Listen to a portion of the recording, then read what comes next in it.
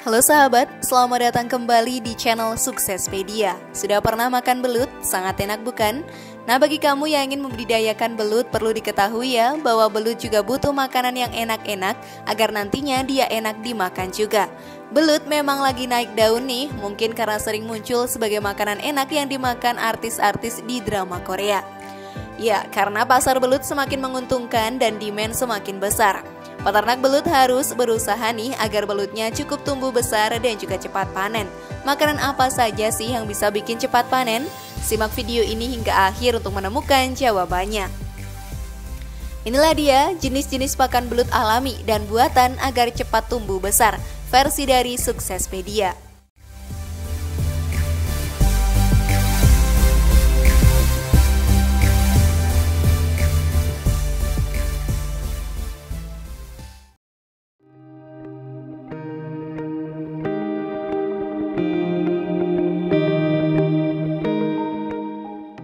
Siapa tak kenal belut, jenis ikan berbentuk seperti ular dengan permukaan licin dan tekstur daging yang lembut. Ikan yang masuk suku Synbracidae ini dapat dibudidayakan karena permintaan akan dagingnya cukup tinggi. Untuk mengembangbiakannya diperlukan makanan belut yang tepat agar belut siap panen memiliki kualitas yang terbaik. Apa saja sih makanan ikan ini dan bagaimana cara membuatnya? Dalam hal ini, salah satu kunci dalam sebuah keberhasilan budidaya belut ditentukan oleh pakan yang digunakan untuk budidaya belut. Nah, untuk itu sahabat, ketersediaan pakan harus disesuaikan dengan kebutuhan belut tersebut. Tanpa pakan dengan kandungan nutrisi yang tepat, maka pertumbuhan belut tidak akan baik dan juga optimal. Ada dua jenis makanan yang biasa dikonsumsi oleh ikan ini, yaitu makanan alami yang dipersiapkan sebelum mulai proses budidaya dan makanan buatan. Mari kita simak penjelasannya. Namun sebelum lanjut, klik dulu tombol loncengnya ya biar kalian gak ketinggalan info baru dari channel ini.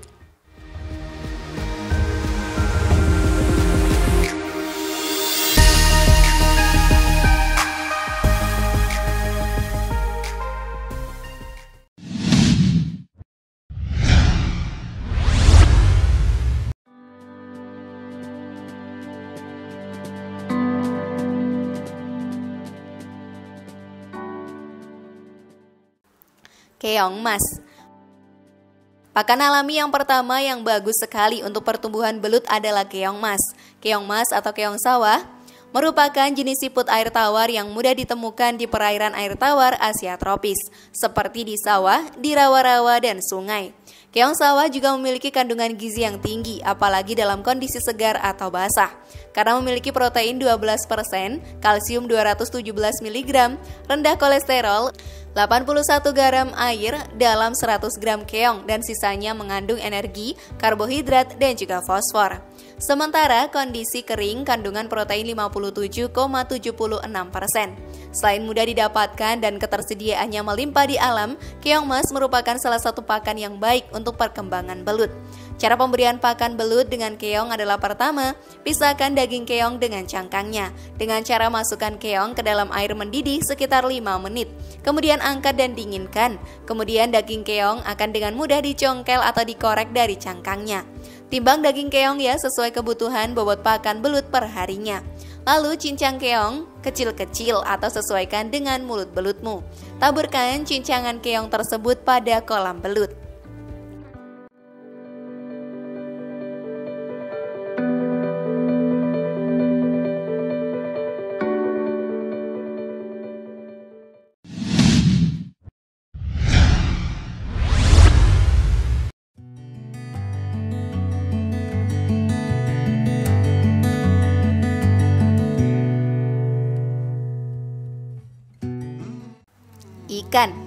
Ikan sobat merupakan pakan utama bagi belut. Kandungan protein yang terdapat di dalam ikan sangat tinggi dan harganya pun relatif lebih murah dibandingkan dengan pakan buatan.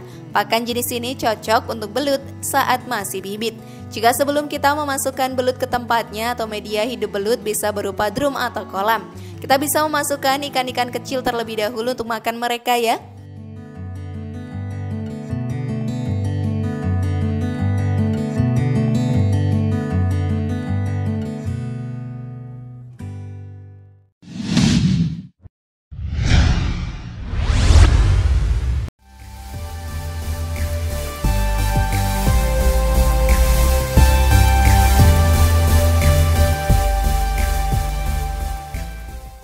cacing sutra. Yang selanjutnya, kita juga bisa memberikan cacing sutra sebagai alternatif pakan belut yang bergizi, murah dan mudah ditemui. Hampir semua orang yang melakukan budidaya ikan mengenal jenis pakan alami yang satu ini. Cacing sutra juga baik diberikan pada ikan belut yang kita budidayakan. Hal ini dikarenakan pakan ini memiliki kandungan gizi yang mendukung pertumbuhan dan perkembangan ikan belut.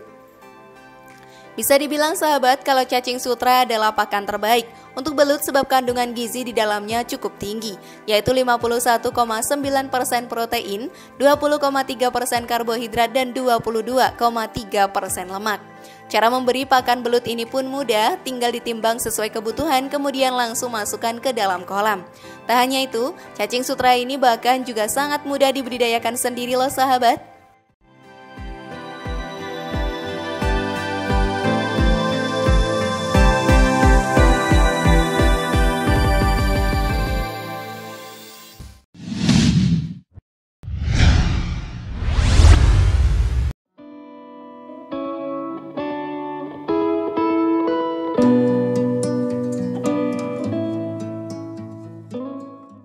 Yuyu atau kepiting kecil. Yuyu adalah sejenis kepiting air tawar. Kata ini berasal dari bahasa Jawa. Ketam air tawar ini ada banyak jenisnya dan kerap didapati di sungai-sungai, danau, dan persawahan, termasuk di parit-parit dan tanah bencah di sekitarnya. Yuyu tidak jarang terlihat di luar air, yakni sering terlihat di lahan sawah milik petani. Tak heran, hewan kecil satu ini sering dianggap hama ya. Yuyu adalah binatang bercapit yang ada di sawah. Orang Jawa menyebutnya dengan nama jangkang atau sejenis kepiting sungai yang masih kecil atau muda. Dalam bahasa Latin dikenal dengan nama Partel pusidae. Yuyu memiliki kandungan kalori dan protein cukup tinggi. Kepiting jenis ini bisa dijadikan sebagai pakan untuk belut serta merupakan pakan alami yang baik untuk belut dan karena bisa berfungsi sebagai perangsang nafsu makan belut. Cara pemberian kepiting sebagai pakan belut sahabat yaitu dengan mencicang kepiting kemudian taburkan cincangan kepiting tepat di saluran air atau kemalir kolam belut. Mudah bukan?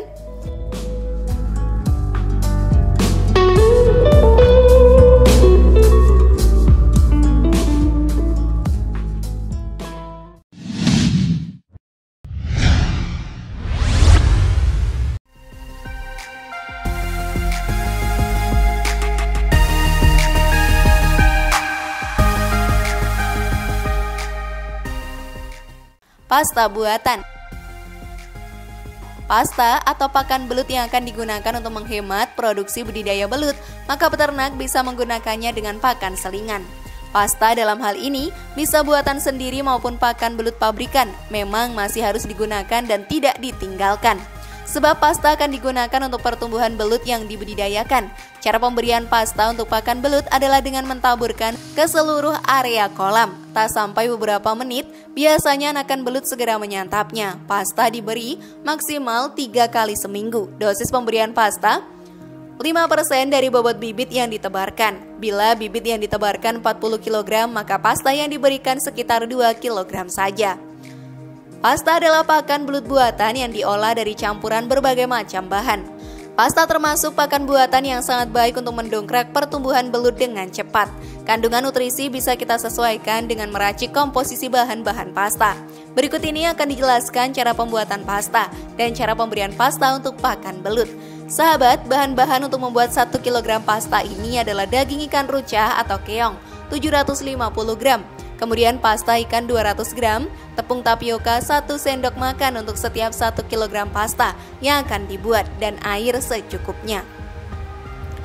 Cara pembuatan pasta ini tidak susah juga loh. Giling daging ikan rucah atau keong atau bekicot sampai halus. Kemudian basahi pasta ikan dengan air secukupnya agar pasta lunak. Kemudian campurkan gilingan daging dengan pasta yang sudah lunak dan tambahkan tepung tapioka 1 sendok makan. Lalu aduk sampai merata. Giling campuran daging dan pasta tadi ya agar lebih halus dan tercampur merata. Untuk pemberian pakan ini pertama bentuk pasta seperti adonan cireng. Lalu letakkan pasta dalam tempat seperti para-para atau wadah pakan yang terbuat dari jaring atau tali rafia. Kemudian letakkan wadah pakan pada aliran atau kemalir kolam belut. Perlu diingat sahabat, pasta tidak bisa digunakan sebagai stok pakan dan hanya bisa digunakan dalam waktu maksimal 12 jam penyimpanan di dalam lemari es.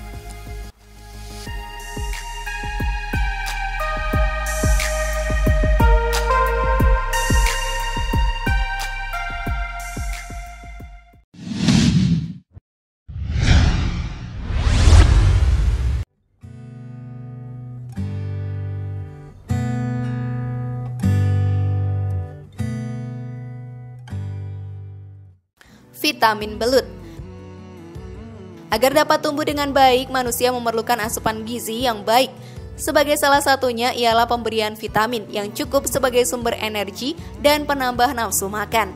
Seperti manusia, belut pun juga memerlukan asupan khusus berupa vitamin. Mengapa perlu diberi vitamin? Vitamin yang diberikan kepada belut digunakan untuk menambah nafsu makan dan merangsang pertumbuhannya agar lebih cepat dan optimal. Apakah kalian tahu jenis vitamin yang baik untuk belut? Dengan pemberian vitamin ini, maka pertumbuhan belut akan cepat karena nafsu makannya yang bertambah.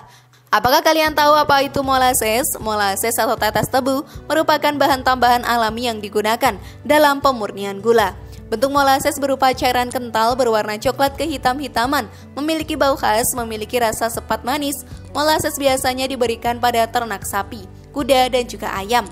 Salah satu manfaat pemberian molasses sebagai tambahan pada pakan ialah dapat menambah nafsu makan hewan, sehingga dapat meningkatkan bobot badannya. Namun, pemberian molasses juga harus dengan dosis yang tepat ya, tidak boleh lebih dari 5%. Karena dengan pemberian yang berlebihan, satu dapat mengakibatkan berkurangnya bobot badan hewan ternak. Kandungan gizi yang terdapat dalam molasses berupa sumber protein, vitamin, dan mineral yang sangat dibutuhkan oleh belut.